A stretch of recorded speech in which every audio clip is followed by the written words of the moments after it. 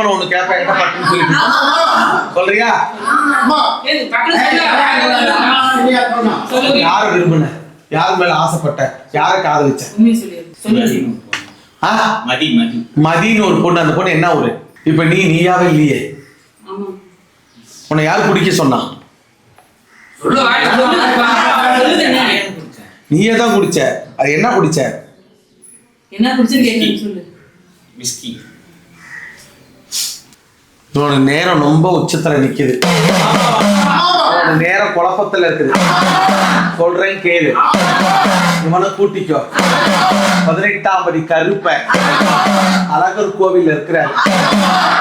போய் நதியில தலை முழுவி, அந்த நதியில தலைவி எடுத்து அங்க வந்து கீழே முருகர் காவல், பழமுதிர் சோலை, அங்க போய் ஆண்டவர் தரிசனம் பண்ணிட்டு 18ஆம் படி கருப்பனை கையெடுத்து கும்பிட்டானா அவனுக்கு வரப்போற பிரச்சனை நீங்கிடும். சென்னையில அடிபட்டு உதப்பட்டு பேசல நின்னு கிடப்பான். நீ போய் பாப்ப, அதையும் தெரிஞ்சுக்குவேன். பிரச்சனை நிற்பான். எத்தனையோ பழக்கம், எவ்வளவோ தவறு, உயிரை காப்பாத்திருச்சு. இது 2வது பரலம். 3வது நடந்தா சரி பண்ண முடியாது. இந்த தப்பு செய்வானான்னு யாருக்குமே தெரியாது. இங்க வந்து உடைச்சாச்சு, ரொம்ப தெரிஞ்சுக்கிட்டேன்.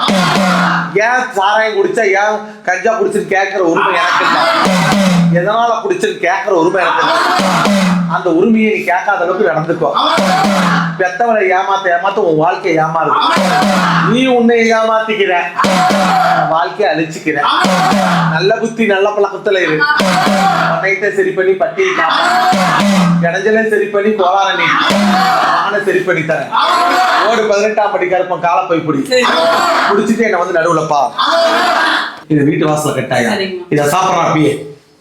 18ஆம் படி கருப்பன் மதுரையில இருக்கிற அழகர் கோயில்.